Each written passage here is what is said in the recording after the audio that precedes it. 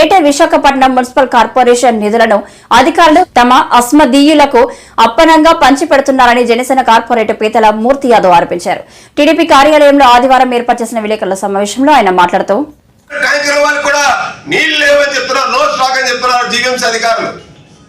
మరి అదే ప్రాంగణంలో అదే ప్రాంగణంలో సీసీ కెమెరాలు ఉంటాయి. 3 నెలలుగా ఎన్ని లక్షల లీటర్లు అంటే టిఎస్ఆర్ కాంప్లెక్స్ లో సగాను పైగా నీళ్లు ఇవాళ ఇనార్బిట్ మార్క్ తరలి వెళ్ళిపోతున్నాయి. జీవీఎంసీ నిధుల్ని అడ్డగోలుగా వీళ్ళు దోచుకొని వీళ్ళు పంచుకుంటున్నారు. వీళ్ళు దీని మొత్తం కారణం YC Lakshmi special principal chief secretary ఎవరైతే ఉన్నారో ఎర్రా శ్రీలక్ష్మి నేతృత్వంలో జరుగుతున్నటువంటి జీవీఎంసీ దోపిడీకి ఖచ్చితంగా మళ్ళీ జైలుకి వెళ్ళడం తప్పదు. ఇప్పటికే జైలుకి వెళ్ళి వచ్చిన తర్వాత కూడా ఇప్పటికే బుద్ధి రాకుండా ఒక ఐఏఎస్ అధికారిని ఈ విధంగా జీవీఎంసీ నిధుల్ని దోచుకోవడం అంటే దారాదత్తం చేయడం అంటే ఇది ఖచ్చితంగా జగన్మోహన్ రెడ్డి శ్రీలక్ష్మి చేస్తున్నటువంటి పని ఏదైతే ఉందో దీన్ని కూటమి అభ్యర్థులు కూటమి పార్టీ పెద్ద ఎత్తున ఆందోళన చేసి ఇవన్నీ కూడా రాబట్టి సంబంధిత అధికారి పైన చర్యలు తీసుకునే విధంగా మేము చేపడతామని చెప్తా ఉన్నాం. మీరు ఒక్క కుండీ కనిపించిన మేము రాజకీయ సన్యాసం తీసుకుంటాం. ఒక్క కుండీ కనిపించిన 1,20,00,000 రూపాయలు కుండీలకే వెచ్చించారు. అంటే వీళ్ళు G20 పేరుతో 120 కోట్ల రూపాయల పనులు చేపట్టి కోట్ల రూపాయలు దిగమింగారు. ఏపీ అర్బన్ గ్రీనింగ్ కార్పొరేషన్ పేరుతో మొక్కలేసి ఇప్పటికి మీకు మొక్కలు ఎక్కడ కూడా సెంట్రల్ మీడియా ఎక్కడ కనిపించవు అసలు. అంటే పంచభూతాల్ని కూడా జగన్మోహన్ రెడ్డి ప్రభుత్వం దోచుకుతున్నారనడానికి ఇవన్నీ నిదర్శనం కాదని చెప్పి అడుగుతా ఉన్నాం. మేము ఆదేశాలు మేరకు అడ్డగోలుగా మా వార్డు కానీ ఎంవీపీ కానీ తూర్పు నియోజకవర్గంలో సగం పైగా ఇవాళ నీటి ఎత్తుడు ఉంది. ఒక ఏఈకి మెమో కూడా ఇచ్చారు. పంపింగ్ అవ్వట్లేదు, వాటర్ ఫ్లో తక్కువ ఉంది, స్టోరేజ్ లెవెల్స్ తక్కువ ఉన్నాయని చెప్తున్నారు.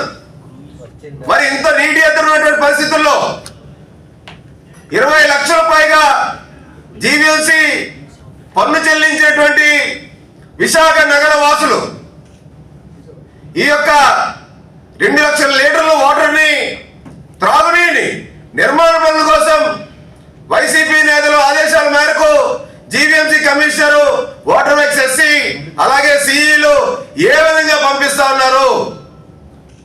దాని ఉద్దేశం ఏంటి? ఒక 5 KL వాటర్ ట్యాంక్ కి 200 రూపాయలు డీడీ తీయాలి.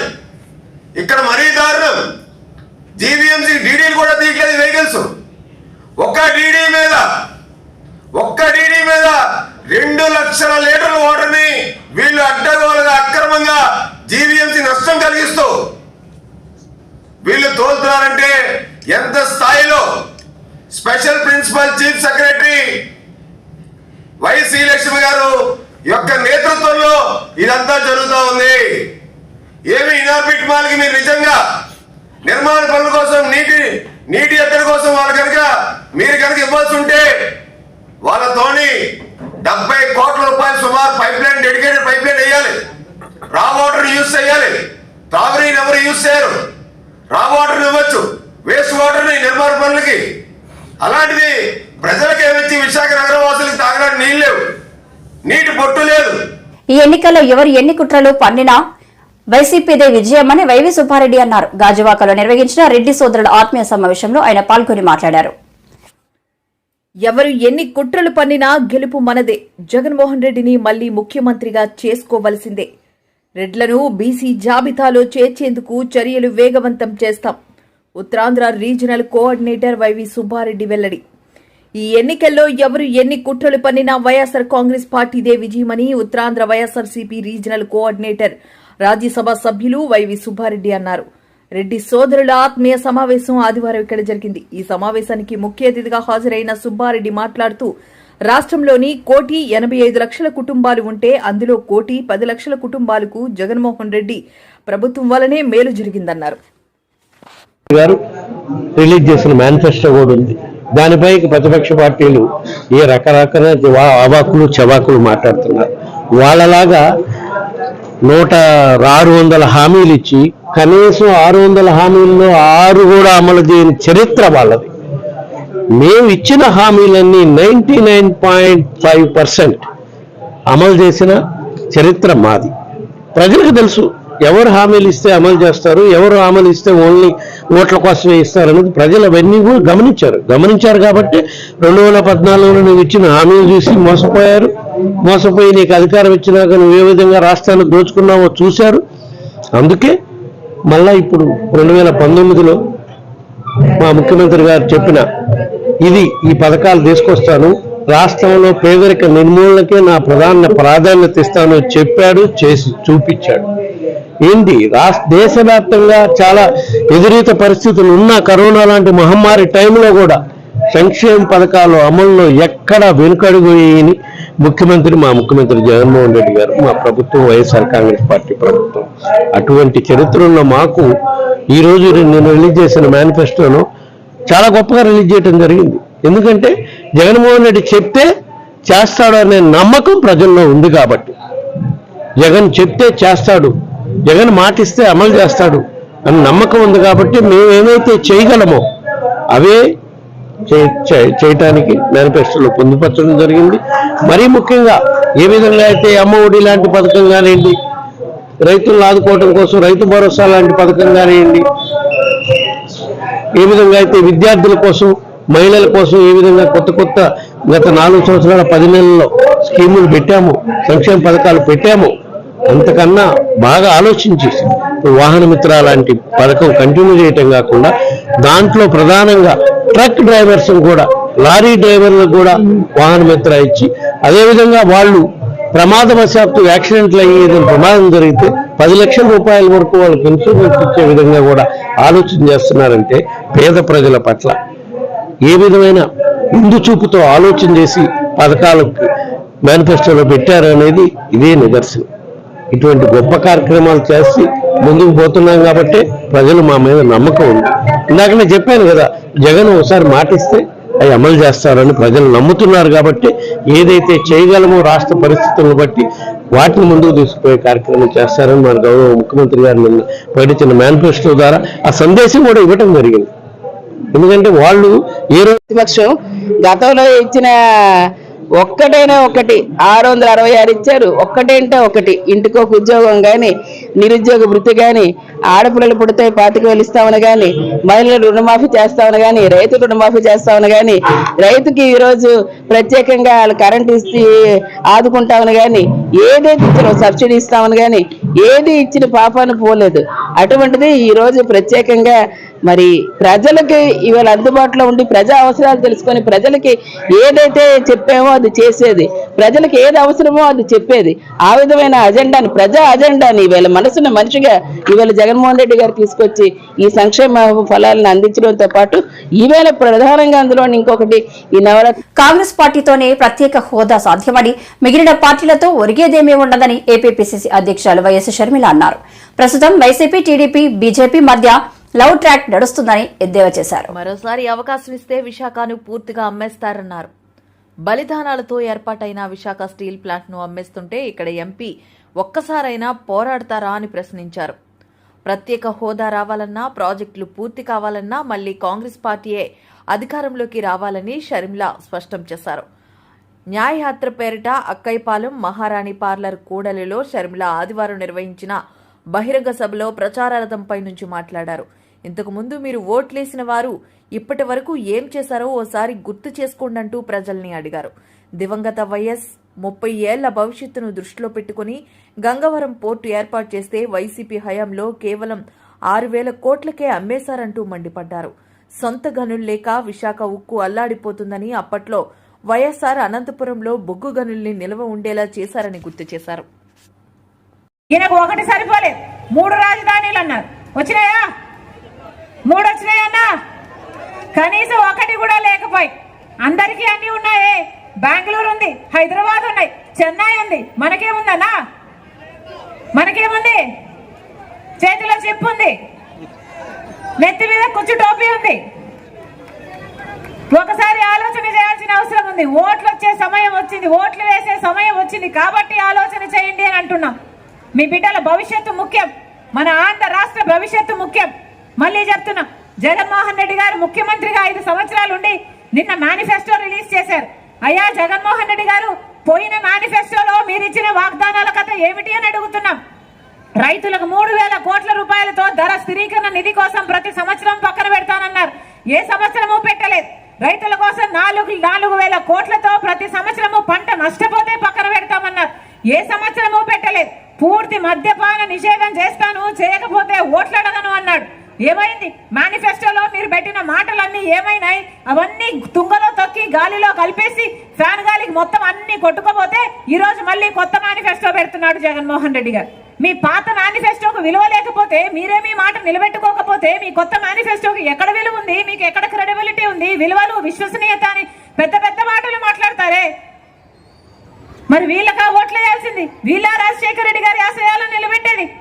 ఆలోచన చేయండి. రాజశేఖర రెడ్డి గారి జలయజ్ఞంలో 54 ప్రాజెక్టులు చేపడితే దాంట్లో 12 ప్రాజెక్టులు రాజశేఖర రెడ్డి గారు పూర్తి చేస్తే 42 ప్రాజెక్టులు నవరత్నాలలో జగన్మోహన్ రెడ్డి గారు మేనిఫెస్టోలో చేర్చారు 5 సంవత్సరాల క్రితం. ఎన్ని ప్రాజెక్టులు చేశాడు? సగమైనా చేశాడా? 10 అయినా చేశాడా? 5 అయినా చేశాడా? 42 ప్రాజెక్టులు చేయాల్సి ఉంటే ఏది చేయలేదు జగన్మోహన్ రెడ్డి గారు. మరి వీళ్ళ మేనిఫెస్టో మళ్ళీ నమ్మాలా? వీళ్ళకు ఓట్లు వేయాలా వద్దా? ఒకసారి ఆలోచన చేయండి. టీడీపీ పార్టీ అయినా జగన్మోహన్ రెడ్డి గారి పార్టీ అయినా ఇద్దరు బీజేపీ పార్టీకి తొత్తులుగా మారారు. ఇద్దరు బీజేపీ పార్టీకి గులాంగిరి చేస్తున్నారు. ఎందుకంటే బీజేపీ పార్టీ అధికారంలో ఉంది కాబట్టి, అధికారం వల్ల వీళ్లకు స్వప్రయోజనాలు ఉన్నాయి కాబట్టి ఇద్దరికి బీజేపీ పార్టీయే కావాలట. మన రాష్ట్రంలో ఇక్కడ ఒక ట్రయాంగిల్ లవ్ స్టోరీ నడుస్తుంది. అర్థమవుతుందన్నా? ఎక్కడ చూసినా ల్యాండ్ మాఫియా, శాండ్ మాఫియా, ఇవేవి సరిపోవన్నట్టు ఇప్పుడు లిక్కర్ మాఫియా, సర్కారే లిక్కర్ అమ్ముతుంది. ఇదేది సరిపోదన్నట్టు డ్రగ్స్ కంటైనర్లలో వస్తున్నాయి మన రాష్ట్రానికి. గాంజా ఎక్కడ చూసినా అవైలబుల్ గా ఉంది. ఏం చెప్పాలి? ఎక్కడికి వెళ్తున్నాం? అభివృద్ధిలోనా మనం ముందుకు వెళ్తున్నాం? మధ్యాంధ్రప్రదేశ్ అవుతుంది మన ఆంధ్రప్రదేశ్. ఆఖరికి ఉద్యోగాలు లేక మన బిడ్డలు వలసలు పోతే అసలు యువతే లేని ఆంధ్రప్రదేశ్ అవుతుంది. ఇదేనా మనకు కావాల్సింది? ఒక్కసారి ఆలోచన చేయండి. కాంగ్రెస్ పార్టీ, రాహుల్ గాంధీ గారు మాటిచ్చారు, 10 సంవత్సరాల ప్రత్యేక హోదా ఇస్తుంది కాంగ్రెస్ పార్టీ. మీరు ఆశీర్వదించండి. ఆ మాటను పట్టుకొని వచ్చింది రాజశేఖర రెడ్డి బిడ్డ. మీరు ఆశీర్వదించండి. కాంగ్రెస్ పార్టీ అధికారం లేకొచ్చినాక రైతులకి 2 లక్షల వరకు రుణమాఫీ చేస్తుంది కాంగ్రెస్ పార్టీ. కాంగ్రెస్ పార్టీ అధికారంలోకి వస్తే ప్రతి పేద ఇంటి మహిళకు మాటిస్తున్నాం, ఇల్లు గడవడం ఎంత కష్టమైపోయిన ఈ రోజుల్లో ప్రతి నెల 8,333 రూపాయలు, అంటే సంవత్సరానికి 1,00,000 రూపాయలు, 5 సంవత్సరానికి 5 లక్షల రూపాయలు ప్రతి పేద కుటుంబానికి ఇస్తుంది కాంగ్రెస్ పార్టీ.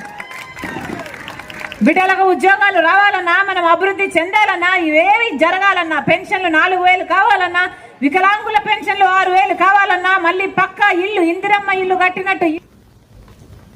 భీమిలి నియోజకవర్గం మధురవాడలోని 5వ వార్డు వైఎస్సార్ కాలనీలో 28వ తారీఖు ఆదివారం సాయంత్రం వైఎస్సార్ అభ్యర్థి అవంతి ఎన్నికల ప్రచారం ప్రారంభించారు. స్టార్ ప్రచారకురాలిగా టీవీ యాంకర్ శ్యామల పాల్గొనడం విశేషం. అందరికి నమస్కారం. 2019లో వైఎస్ఆర్సీపీ పార్టీలో జాయిన్ అవ్వడం జరిగింది. జాయిన్ అయిన తర్వాత మొట్టమొదటిగా నేను చేసిన క్యాంపెయినింగ్ అవంతి శ్రీనివాసరావు గారికి ఇక్కడ భీమిలి నియోజకవర్గానికి రావడం జరిగింది. ఆ రోజు పెద్ద ఎత్తున మహిళలందరూ కూడా మేము అవంతి గారి వైపే ఉంటాము, మా ఓటు అవంతి గారికే అని అన్నారు. అన్న మాట నిలబెట్టుకున్నారు. మరి అలాగే అన్న మాట నిలబెట్టుకునేటువంటి ప్రభుత్వం, జగనన్న ప్రభుత్వం సంక్షేమాలన్నీ ఇస్తూ ప్రతి గడప ఏదన్నా ప్రయోజనం పొందితేనే నాకు ఓటేయండి అంటూ చాలా ధైర్యంగా చెప్పేటువంటి ఒక నాయకుడు మన వైఎస్ జగన్మోహన్ రెడ్డి గారు. అంటే 175 ఎమ్మెల్యే స్థానాలు, 25 ఎంపీ స్థానాలు, ఒక ఓటు వేసి ఎమ్మెల్యేని ఎంపీని ఎంచుకోవడం కాదండి, తర్వాతి 5 సంవత్సరాల భవిష్యత్తుని మనం ఎంచుకుంటున్నాము ఆంధ్ర రాష్ట్ర ప్రజలందరం కూడా. సో దయచేసి ఓటు వేసే ముందు ఒక్కసారి ఆలోచించి మీరు ఓటేయండి.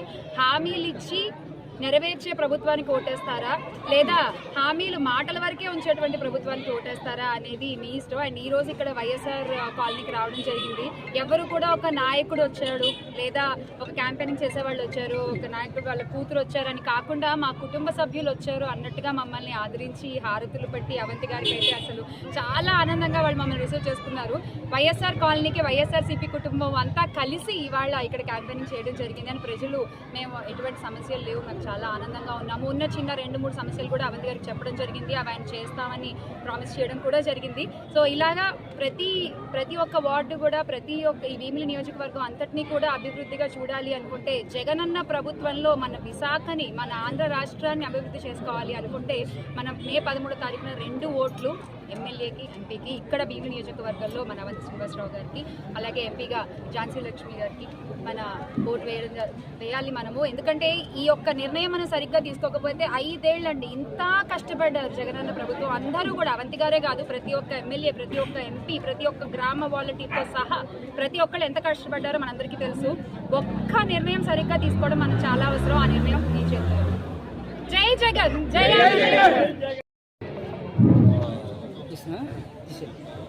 భీమిలి నియోజకవర్గం జీవీఎంసీలో 5వ వార్డులో ఉన్నటువంటి వైఎస్ఆర్ కాలనీలో ఎన్నికల ప్రచారం నిర్వహించడం జరిగింది.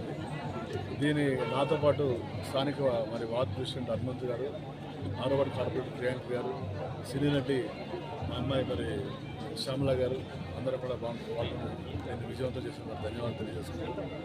ముఖ్యంగా ఈ కాలనీ ఆనాడు రాజశేఖర రెడ్డి గారు మరి పెట్టడం జరిగింది.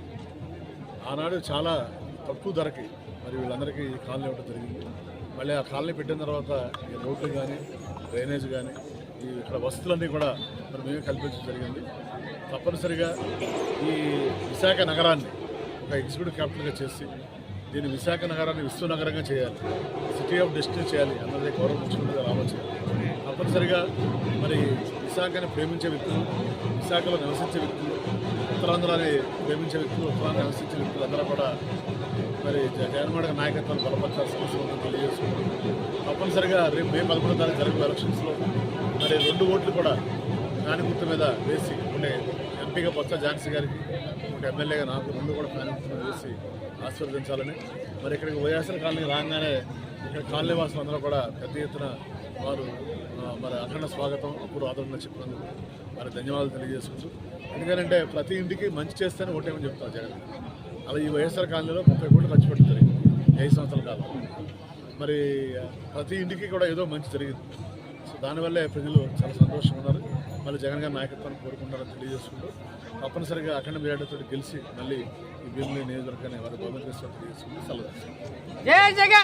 పథకాలు ఇప్పుడు మనం చదువుకోవాలంటే ఆలోచించే జగన్మోహన్ రెడ్డి గారిని వారే అమ్మా మీరు ఎందుకు వచ్చారమ్మా, మేము బతుకున్నంత కాలం జగన్మోహన్ రెడ్డికి తప్ప ఎవరికి ఓటు వేయము అని గట్టిగా చెప్పడం జరుగుతుంది.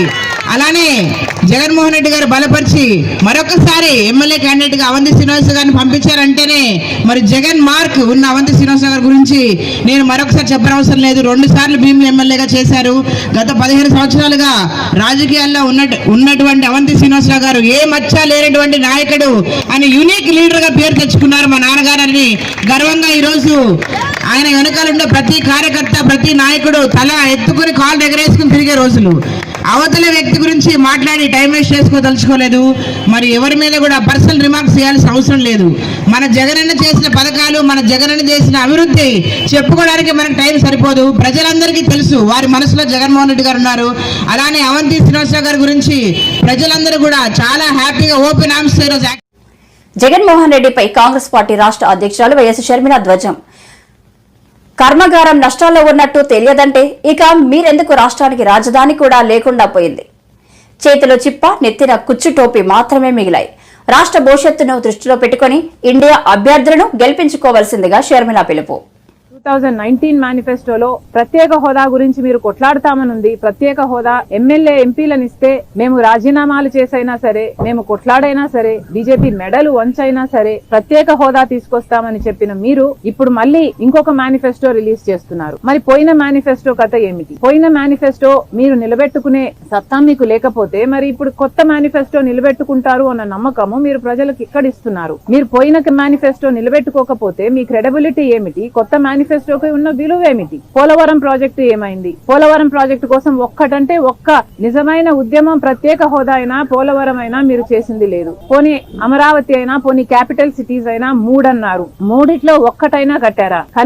కనీసం ఈ రోజు ప్రజలు తలెత్తుకొని చెప్పుకునేటట్టు ఒక క్యాపిటల్ సిటీ కూడా ఆంధ్ర రాష్ట్ర ప్రజలకు లేదు అంటే ఇది అవమానం కాదా? పోయిన మేనిఫెస్టోలో మీరు పెట్టిన అంశాలు పూర్తి మద్యపాన నిషేధం. మరి పూర్తి మద్యపాన నిషేధం మీరు ఎందుకు చేయలేదు? పూర్తి మద్యపాన మద్యపాన నిషేధం అని చెప్పిన మీరే, మీ సర్కారే ఈరోజు మద్యం అమ్మే స్థాయికి దిగజారింది అంటే మరి మీకైనా మీ మేనిఫెస్టోకైనా ఏమి క్రెడిబిలిటీ ఉంది అని కాంగ్రెస్ పార్టీ ప్రశ్నిస్తుంది. ఈరోజు జాబ్ క్యాలెండర్ గురించి పోయిన మేనిఫెస్టోలో మీరు చెప్పిన అంశము ప్రతి జనవరిలో సంక్రాంతి ఎలా వస్తుందో జాబ్ క్యాలెండర్ కూడా అలా వస్తుంది అని మీరు చెప్పారు 5 సంవత్సరాల క్రితం. మరి దాని మాట ఏమిటి? జాబ్ క్యాలెండర్ ఒక్కటి కూడా 5 సంవత్సరాలు గడిచింది, 5 సంక్రాంతులు గడిచాయి, కానీ జాబ్ క్యాలెండర్ మాత్రం ఒక్కటి కూడా రాలేదు. మరి మీరు ఏం సమాధానం చెప్తారు? 2,30,000 ఉద్యోగాలు ప్రభుత్వ శాఖల్లో ఖాళీగా ఉన్నాయని మీరే చెప్పారు 5 సంవత్సరాల క్రితం. ఆ ప్రభుత్వ శాఖల్లో ఉన్న ఉద్యోగాలను మీరు ఇప్పటికీ భర్తీ చేయలేదు. ఆ ప్రభుత్వ శాఖల్లో ఈ రోజు వరకు కూడా అవే ఉద్యోగాలు 2,25,000 ఉద్యోగాలు ఇంకా ఖాళీగానే ఉన్నాయి. మరి దానికైతే ఏమిటి? మరి బిడ్డలకు ఉద్యోగాలు ఎందుకు ఇవ్వటం లేదు? మీ కార్యకర్తలకు మాత్రం వాలంటరీ ఉద్యోగాలు ఇచ్చి అవి ప్రభుత్వ ఉద్యోగాలుగా చూపించి మభ్యపెట్టే ప్రయత్నం చేస్తున్నారు అంటే ఇంతకంటే దిగజారుడు రాజకీయం ఇంకొకటి ఉందా? మీ మేనిఫెస్టోలో పోయినసారి మీరే విలువ ఇవ్వకపోతే మీరు పెట్టిన అంశాలకు మీ కొత్త మేనిఫెస్టోకి ఏ విలువ ఉంటుంది, మీరు ఏ క్రెడిబిలిటీ ఉంటుంది అని కాంగ్రెస్ పార్టీ ప్రశ్నిస్తుంది. రాజశేఖర రెడ్డి గారు తలపెట్టిన జలయజ్ఞం ప్రాజెక్టులు, ఆంధ్ర రాష్ట్రంలో 54 ప్రాజెక్టును రాజశేఖర రెడ్డి గారు తలపెట్టారు. దాంట్లో 12 ప్రాజెక్టులను రాజశేఖర రెడ్డి గారే పూర్తి చేశారు. మిగిలినవి 42 ప్రాజెక్టులు అని మీరే 5 సంవత్సరాల క్రితము నవరత్నాలలో భాగంగా అన్ని ప్రాజెక్టులను పూర్తి చేస్తాము, 1,40,000 కోట్ల రూపాయలు అంచనాతో రాజశేఖర రెడ్డి గారి జలయజ్ఞాన్ని పూర్తి చేస్తామని మీ మేనిఫెస్టోలో మీరు పెట్టారు 5 సంవత్సరాల క్రితం. మరి ఈ 5 ఏళ్లలో ఎన్ని ప్రాజెక్టులు పూర్తి చేశారు? కనీసం సగం చేశారా, 10 చేశారా, 5 చేశారా అంటే ఏది చేయకుండా పోయింది. రాజశేఖర రెడ్డి గారు 90%, 80%, 70%, 50% పూర్తి చేసిన ప్రాజెక్టులను కూడా మీరు పూర్తి చేయలేకపోయారు అంటే మరి మీ మేనిఫెస్టోకి ఏ విలువ ఉంది? పోయిన మేనిఫెస్టోలో మీరు చెప్పిన మాట మీరే నిలబెట్టుకోకపోతే ఈ మేనిఫెస్టోలో మిమ్మల్ని ఎందుకు ప్రజలు నమ్మాలి అని కాంగ్రెస్ పార్టీ ప్రశ్నిస్తుంది. పోయిన మేనిఫెస్టోలో ఇదే వైసీపీ ప్రభుత్వం, ఇదే వైసీపీ పార్టీ జగన్మోహన్ రెడ్డి గారు చెప్పిన విషయము 3,000 కోట్ల రూపాయలు ధర స్థిరీకరణ నిధి కోసం రైతులకి ప్రతి సంవత్సరము పక్కన పెడతాము, దాంట్లో నుంచి మద్దతు ధర వచ్చేటట్టు ప్రతి రైతుకి మేము అండగా నిలబడతాము అని మీరు పోయిన మేనిఫెస్టోలో మాటిచ్చారు. మరి దానికైతే ఏమిటి? ఎప్పుడు ఏ సంవత్సరం మీరు 3,000 కోట్లు ధర స్థిరీకరణ నిధి కోసం పక్కన పెట్టారు? మరి మీరు ఒక్క సంవత్సరం కూడా పక్కన పెట్టకుండా ఇప్పుడు కొత్త మేనిఫెస్టో రిలీజ్ చేస్తే మీ పాత మేనిఫెస్టోకు విలువేమిటి, మీ మాటకు విలువేమిటి? అలాగే 4,000 కోట్లతో పంట నష్టపరిహారం కోసం పక్కన పెడతామన్నారు ప్రతి సంవత్సరం. ఒక్క సంవత్సరం అయినా మీరు పక్కన పెట్టారా? ఒక సంవత్సరం అయినా మీరు పంట నష్టపోతే ఇదిగో పంట నష్టపోయారు అని రైతులకు మీరు ఏమైనా డబ్బులు ఇచ్చారా? కనీసం రాజశేఖర రెడ్డి గారు ఇచ్చిన డ్రిప్ సబ్సిడీ కూడా ఇప్పుడు లేకుండా మీరు ఎత్తేశారు అంటే మరి మీరు ప్రజలకు ఏం సమాధానం ఇస్తారు?